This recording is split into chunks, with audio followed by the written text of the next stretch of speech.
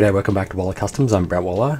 We're doing the second part now of my LEGO ideas and tips and tricks, which is basically my LEGO ideas formula, as I call it, or equation for getting your project to 10,000 votes and hopefully being approved on LEGO ideas. And that equation I'll go over a few times, but just basically it's the quality of your idea multiplied by the quality of your build, multiplied by the quality of your presentation, multiplied by the quality of promotion, basically gives you your result of your LEGO idea project, and hopefully multiplying those things together in the best way, which is what this video will do, is go over how to do that, how to make the best of your idea, how to make the best of your presentation and build and promotion so that you can get the best chances overall for getting your project to 10,000 votes and hopefully being approved in LEGO ideas.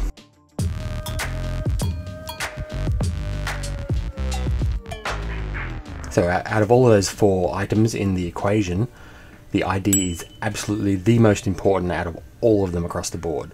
If you're, say for example, if we measure all of those quantities of the build and the presentation and all those things from a 0 to 1, if you're coming out of the gate with a project that is, say, not at 1, it's not the full potential it can be as an idea, it's like a 0.5 or a 0.25, as you multiply them against those subsequent elements in that equation, you're not maximizing the most out of your original idea to begin with. Like even for my projects, for example, all of my projects, I don't think any of them across the board would be a full 1 and add up to 1 times 1 times 1 times 1.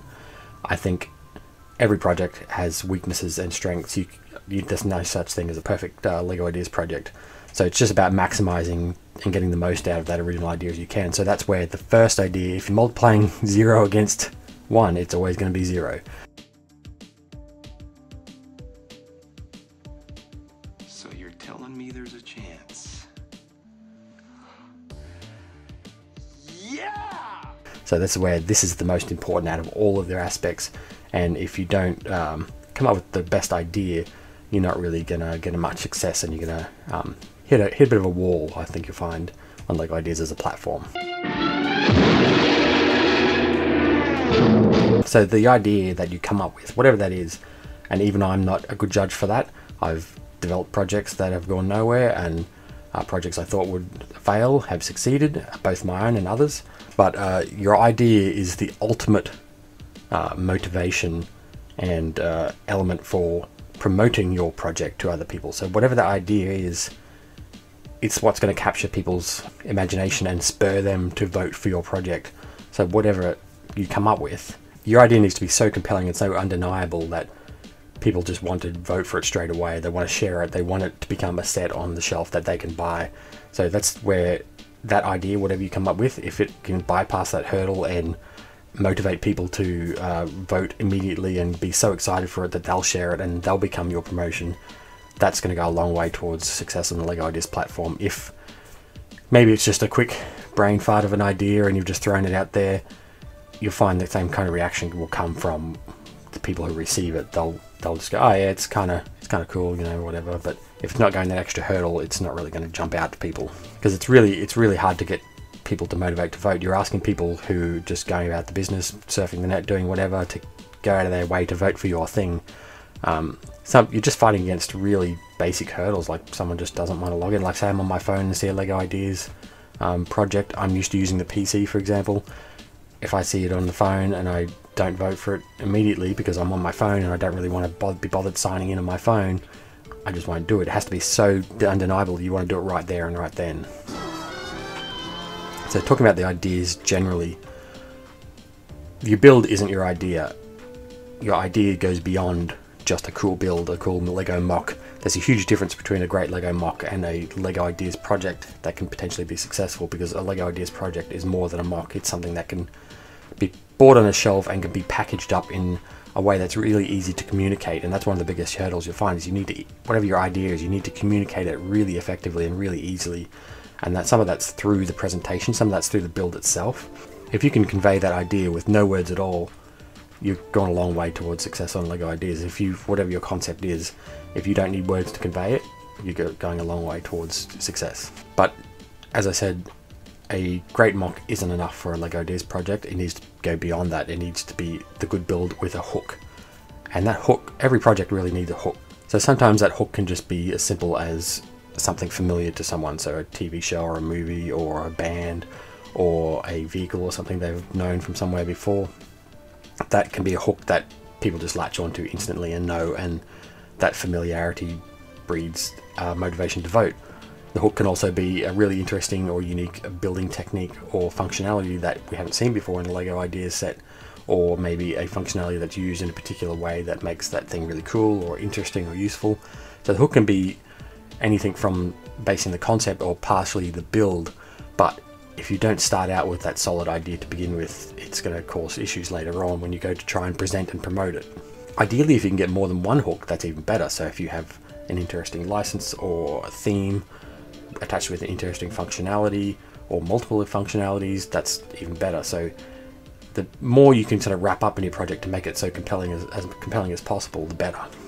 So ask yourself that, what is your hook? What is making someone excited to click on your project and see more and vote for it? And that kind of gets to, what's your market? Picture someone who, if this was a LEGO ideas set on the shelf somewhere in a LEGO store, who's coming to pick up that box? Who's going to pick it up and look at it and go, this is exciting, I want to buy that? Who's sharing that on the day of the release and wanting to see it and wanting to buy it? Think about that person and think, what age range are they in? Is this something that people around now will be excited about, or is this something that maybe it's something that may have been more exciting 10, 20 years ago? So think about the type of people who might be picking it up, and think about the kind of things they might do with their life. And this really existential questions for a LEGO Ideas project, but the type of person who might be into a particular license or a theme. Think about what kind of money they have, what kind of house would they be, having kids, will they maybe want to display something in an office. Basically, who are you targeting this towards? So something like the ship in the bottle is kind of targeting towards an older adult who might have a ship in the bottle on display in an office. And then you've got something like the globe, where that also might be appear in an office, but you could also use it in an educational manner, where a parent might buy it for their child to have in their bedroom to show them the Earth and locations and geography on Earth. Think about those kind of questions. Who is going to actually want to buy this thing? And that's kind of how you need to frame your idea, and how that can help you inform you frame your idea. And seriously ask yourself this question: would you buy this set? If you saw this on a shelf, would you buy it? Or are you making something that you think people would buy? Because I think there's a real difference in what people convey in a LEGO Ideas set, whether they're just wanting to build something they really want to see and really want to buy, or is it something they're just following trends or fads, which I do see a little bit on the LEGO Ideas platform, where people just tend to follow and do spin-offs of existing sets because they see it's popular. And in regards to thinking about who would buy that set, think really hard about, if someone bought that set, what are they going to do with it? Is it something they would just build and sit there? Or is it something they can use for educational purposes, as I said with the globe? Think about what people would do with it. Would they display it, or would it just get built and put aside? It really needs to generate discussion, is what I always think of a LEGO Ideas set. When you see a LEGO Ideas set on display in someone's house or someone's bought it, it should generate discussion, like, oh, that's cool, that's an interesting technique, I can't believe that thing's made out of Lego, or oh, awesome, that thing I love is recreated in Lego, that TV show or the movie or whatever. Really needs to generate discussion and think about what people are going to do with this thing when they buy it. And if you really don't have a quick answer to that question, your idea may not be strong enough as it is. You may need to rethink it a little bit and go back to the drawing board. Not completely, but maybe just need to think about some functionality improvements or features that may entertain more discussion about the idea. And you really need to be able to picture it in someone's home. Where would it live? What would it do? How are people using it? I know we all have opinions on the kind of things we'd love to see as LEGO Ideas sets. I know I do, and they don't always align with what gets approved and what doesn't. But you have to think about your project and think about, are there 10,000 people out there who are going to vote for your project other than yourself? That's a question I can't answer for someone. If someone came to me and said, I've got a project about X, I might have an opinion on what I might want to do, and I might say I would vote for that, but that doesn't mean it's going to get made. You really need to think about a very broad market. It's not just that 10,000 people. Lego need to see that there's an excitement and an interest in that thing, whatever you're doing, and know that there's an audience beyond that 10,000 people that would expand and generate interest and generate the discussion, which is what they're after. I don't really think you should be going forward with the question of, should I do a licensed idea or should I do an original idea? Because I think the idea should be the spur that gets you to create a project and submit it to LEGO Ideas. I don't think you should be going forward with the concept of, I want to get a LEGO Ideas set made. I don't think that's the right angle to take, and I think that would show through in your project. You really need to have a passion for whatever it is you want to make. So in terms of ideas, I don't have a list of good ideas and bad ideas to give you. This is something you need to come up with yourself. If I had good ideas, I would use them myself. But I'll talk about a few of the things to avoid. But before we get into that, again, read the rules in the LEGO Ideas website. They're there for a reason. Read them twice if you haven't. So beyond those rules, LEGO have some sort of unwritten rules, which I'm not going to say they're set in stone. It just seems to be set by precedent of stuff they've approved and stuff they haven't in the past. So keeping that in mind, try to avoid things that would conflict with existing themes and licenses they already have. So for example, the botanical theme, where you've got, I myself made a bonsai before the botanical theme came out, got to 10,000 votes on LEGO Ideas, and then was rejected because they were bringing out a bonsai of their own, and they're bringing out their own botanical line. I wasn't aware of that at the time, but I've seen people submit botanical themed sets since the botanical line came out, and I think that's just a recipe for being rejected, because they don't want to use things that are going to conflict with their existing line that they probably already have a plan for, sets coming out over the next however many years, and they're really not going to eat into that potential development process that they would have already had in development years prior. And that includes modulars. So modulars are another example where we've never seen a modular approved. As many have been created, got to 10,000 votes, and none have ever been approved. Given the planning that goes into the modulars and how long it takes to develop one, they've probably got these things in development years in advance. They've probably got a long list of buildings and projects they want to do through that modular line that would last the next 10 years, if not longer. They're a wish list essentially, and they're not going to want to eat into that potential by just using it on a one-off LEGO Ideas set. Modulars are a bit more of a evergreen, perpetual theme than just being limited to a LEGO Ideas platform, in my opinion. And we saw that where there was a police station that was created and submitted through LEGO Ideas, got to 10,000 votes, it was rejected, and then they brought out a police station. So that's just how it works. Try and avoid that stuff if you can. And there's other things, like things that potentially might conflict with speed champions. Just think about the project you're doing, and does it conflict with something LEGO's already putting out? It could be as much as you're making a farm or a zoo, and LEGO already have that covered in their own city lines. They don't really want to conflict with that or eat into that market.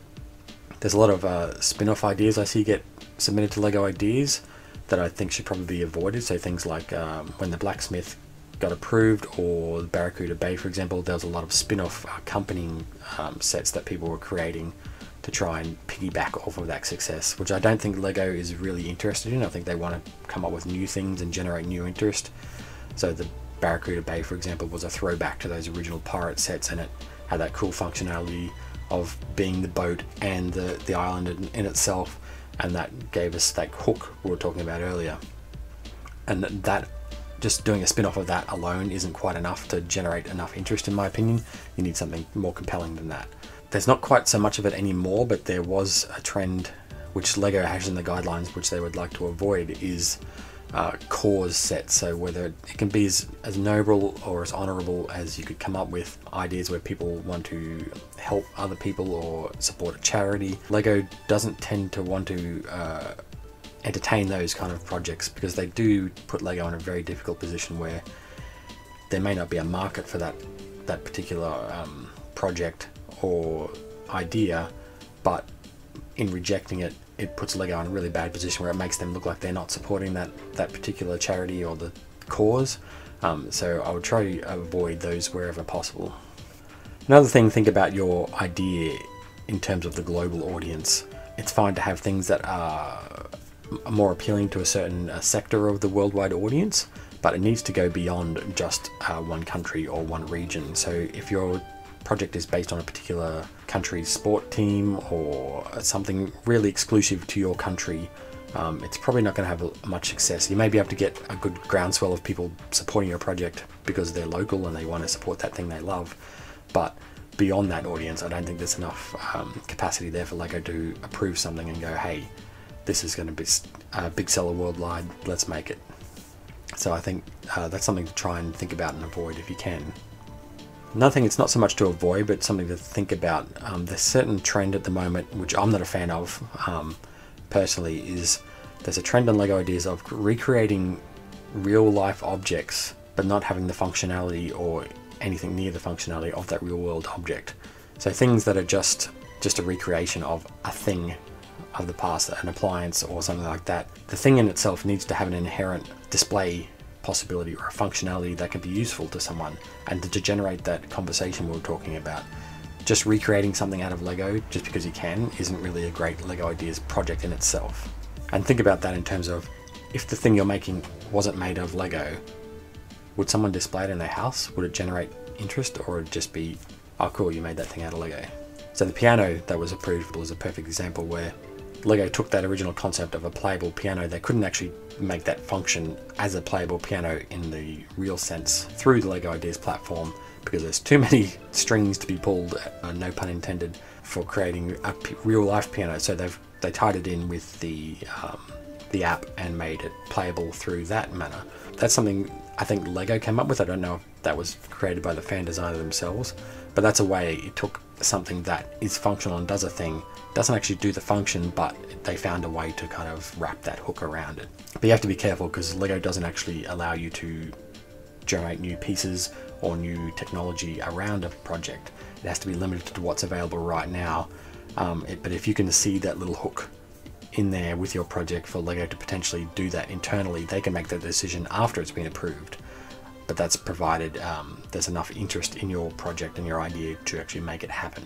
And with that in mind, I never really thought about any of this stuff before I submitted my own projects to LEGO Ideas. I just had a passion for something I wanted and found a way to package that up, sometimes through luck, sometimes through persistence, to package that up in a way that would present well and show that hook to people and generate that interest in them to vote and get out there.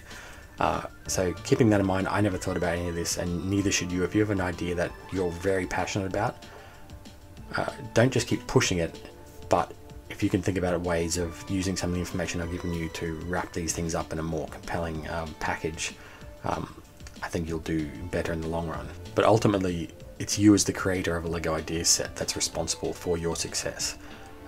There's no use trying to blame, this thing's not popular, that thing's not popular, because LEGO Ideas is a merit-based platform. It's not just the merit of your build, which may be fantastic, or the presentation or the promotion. It's fundamentally the merit of your idea, and it's your job as the LEGO Ideas creator or the fan designer to compel people through your build, through your presentation, through your promotion, to try and maximize the voting potential of your project. There's staff picks and there's other ways to generate that interest, but you have no control over that. That's because a staff pick, for example, is because someone's seen your project and sees the merit in your project and wants to promote it and raise it up so other people can see it and vote for it. And that's the same with people sharing your projects online.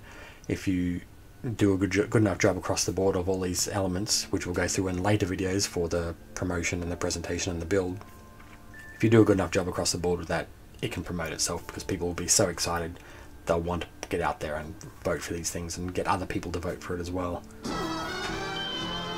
So yeah, that wraps it up. I've been talking quite a lot, but this is the start of the journey, I guess, of me conveying as much information as I can about my LEGO Ideas experience to try and help you on your LEGO Ideas journey.